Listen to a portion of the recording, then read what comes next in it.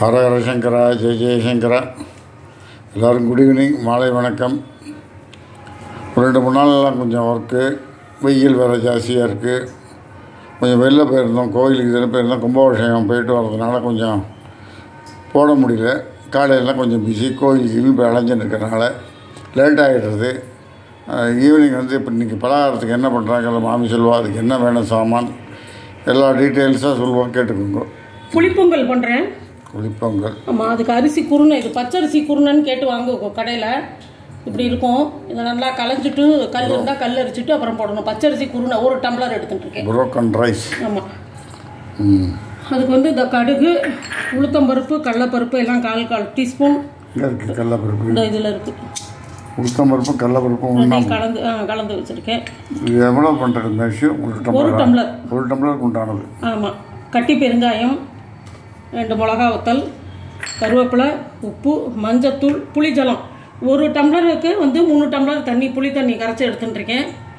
புளி தண்ணி கொஞ்சமாக தான் ஊற்றிட்டேன், பாக்கிக்கு பச்சை தண்ணி கலந்து வச்சுட்டுருக்கேன். அதுக்கு முடிச்சுட்டு சொல்கிறேன் உங்களுக்கு, ஒவ்வொன்றா செய்கிறேன் நான். என்ன காஞ்சி புளிப்பொங்கலா? ஆமாம், புளிப்பொங்கல். புளிப்பொங்கல் கடுகு போடுறேன். வெண்பொங்கல், புளிப்பொங்கல், எல்லா பொங்கலும் கடுகு. ஆமாம், கடுகு கொஞ்சம் வெடிக்கட்டும். இதுக்கு ஏதாவது போடுவாடா வேறு கலப்படா? இதுக்கு வந்து மோர் குழம்பு பண்ணுறேன், வெடிக்க விட்ட மோர் குழம்பு. அந்த பக்கம் மோர் 1/2 டம்ளர் இது மாதிரி கடைஞ்சி எடுத்து ஒரு 1/2 ஸ்பூன் கடல மாவு போட்டு கரைச்சி உப்பு போட்டு வச்சுட்டுருக்கேன். இதுக்கு தேவையான அளவு உப்பு போட்டு வந்து கடுகு மாத்திரம் தேங்காய் எண்ணெய் ஊற்றிருக்கேன். கடுகு மாத்திரம் தாளிச்சுட்டு இந்த பச்சை மிளகா, கருவேப்பிலை இது பண்ணிட்டு இந்த தக்காளியை வதக்கிட்டு இந்த மோர் குழம்பு வைக்க போகிறேன் தொட்டுக்கிறதுக்கு. வெடிக்க விட்ட மோர் குழம்பு. இந்த என்ன சொன்ன? புளிப்பொங்கலுக்கு. புளிப்பொங்கலுக்கு காம்பினேஷன் ரொம்ப நல்லா இருக்கும் அது தொட்டுக்கிறது இல்லையா? ஆமாம்.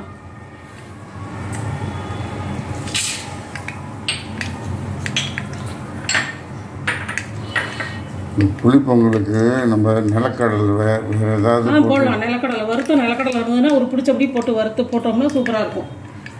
போட்டுக்கலாம். இல்லை கடலைப்பருப்பு ரொம்ப பேர் ஒருத்தர் பிடிக்கலன்னா கடலைப்பருப்பும் போட்டுக்கலாம். அதனால் புளிப்பொங்கல், பொங்கல் நம்ம பண்ணுறோம்ல வெண்பொங்கல், அது மாதிரி அதை சேர்ந்தது தானே இது. அதில் வெண்பொங்கலுக்குலாம் பாசிப்பருப்பு போடுவோம், இது அதெல்லாம் போட மாட்டோம்.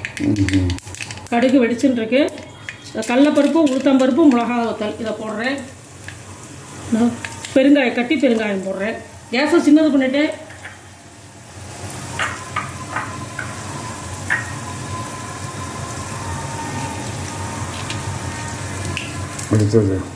அடுத்து கருவேப்பிலையை போட்டு புளிஜலம் ஊற்ற வேண்டியதான்.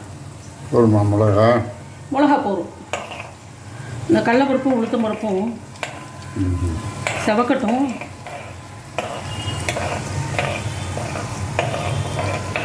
சாயந்தரம் ஆச்சுன்னா கொஞ்சம் நல்லா ஜில்லுன்னு ஆகிடுது. காற்றாலும் மத்தியானம் கொஞ்சம் எரியிடுது. கொஞ்சம் நகர்ந்துக்கோங்க. கருவேப்பிலையை போட்டுறேன்.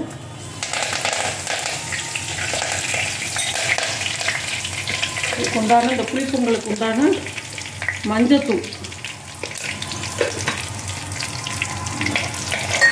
உப்பும் வந்துட்டுருங்கோ. இந்த புளிஜலத்தை ஊற்றுறதில்ல. பார்த்து சின்ன குழந்தையெல்லாம் மெதுவாக கைங்கோ, அவசரப்படாமல் நிதானமாக. கையில் கீழே அடிச்சிடும் பாவம். புளிஜலம் ஊற்றுறதுக்கு அதில் இருக்கிற எண்ணெய் தான் சொல்கிறேன்.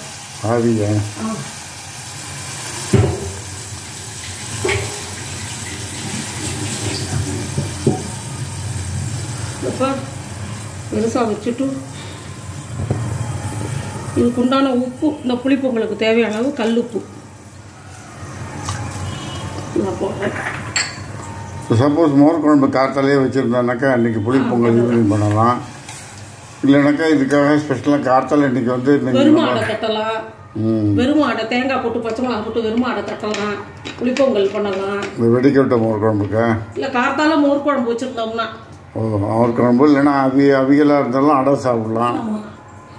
இல்லை இதுக்கு வந்து இன்றைக்கி ரசம் தான் வச்சுருந்தேன் மாமி, தக்காளி ரசம், முருங்கைக்காய் கறியும். அதனால் இதுக்கு வந்து காம்பினேஷன் மோர் குழம்பு, வெடிக்க விட்ட மோர் குழம்பு நல்லா இருக்கும். அதனால் அது பண்ணுறேன். எண்ணெய் ஊற்றிருக்கேன். இது எண்ணெய் காயட்டும். காஞ்ச உடனே கடுகு போட்டு காமிக்கிறேன். இப்போ கடுகு போடுறேன். இந்த தேங்காய் எண்ணெயில் வெடிக்க விட்ட மோர் குழம்புக்கு சொல்லுங்க. கடுகு போடுறேன். கடுகு வெடிக்கட்டும். அது வெடிச்சதுக்கப்புறம் இந்த கருவேப்பிலை பச்சை மிளகாய் போட்டு வதக்கிட்டு அதுக்கப்புறம் தக்காளி போட்டு வதக்கணும். இதில் வந்து 1/2 டம்ளர் மோர், ஒரு 1/4 ஸ்பூன் கடல மாவு, கொஞ்சம் டேபிள் சால்ட்டு போட்டு கலந்து வச்சுருக்கேன். கொஞ்சமாக மஞ்சப்பொடி, துளியுண்டு மஞ்சப்பொடி போட்டுருக்கேன். இதுக்கு வேற ஒன்றும் தாளிக்க மாட்டேன். உங்களுக்கு பிடிக்கும்னா ஒரு சின்ன பிட்டு வெந்தயம், சின்னதாக ஜீரகம் தாளிச்சுக்கலாம். வெடிக்கட்ட மோர் குழம்புக்கு ரொம்ப நல்லா இருக்கும்.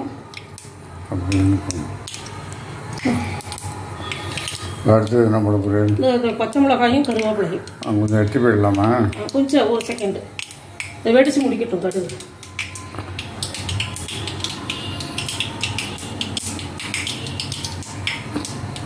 விடாது.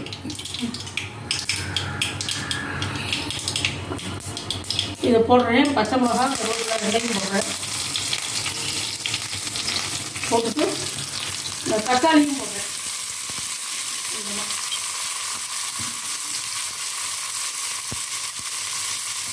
தக்காளி வதங்கிறதுக்கு கொஞ்சமாக உப்பும் போடுறேன்.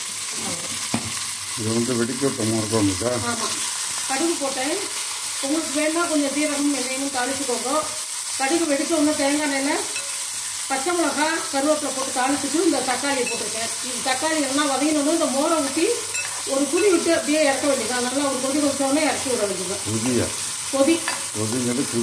ஆமாம், குடி தேங்காய்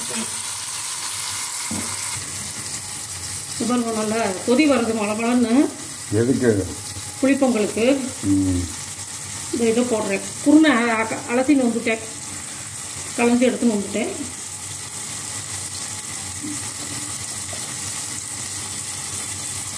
ஒரு டம்ளர் குருணை, 3 டம்ளர் தண்ணி, அவ்வளோதான் நான் போட்டிருக்கேன்.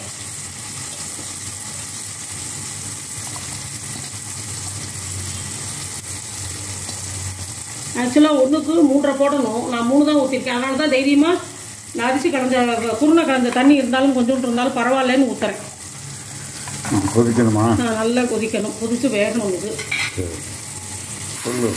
அப்புறம் தக்காளி எப்படி நல்லா வெந்துருக்கு பாருங்க. கொஞ்சமாக உப்பு போட்டேன். நல்லா இதுவாகி வெந்துருக்கு நல்லா தக்காளி. ஒரு குட்டி தக்காளியாக எடுத்து பொடி பொடியாக நறுக்கிண்டேன். அதை குட்டி குட்டியாக பச்சை மிளகாயோடய சேர்ந்து அதுவும் நல்லா வதங்கிடுச்சு. இப்போ இந்த மோர் கலந்து வச்ச மோரை இதில் விட்டேன். தேங்காய்லாம் எதுவுமே வேண்டாம். இதுக்கு தேங்காய் எண்ணெய் ஊற்றி கடுகு தாளிச்சுட்டு ஒரு பச்சை மிளகா, ஒரு நான் சொல்றது 2 பேருக்கு, நல்லா தெரிஞ்சுக்கோங்க. நான் சொல்றது 2 பேருக்கு. தேங்காய் எண்ணெய் ஊற்றிட்டு ஒரு டேபிள் ஸ்பூன் ஊற்றுங்க.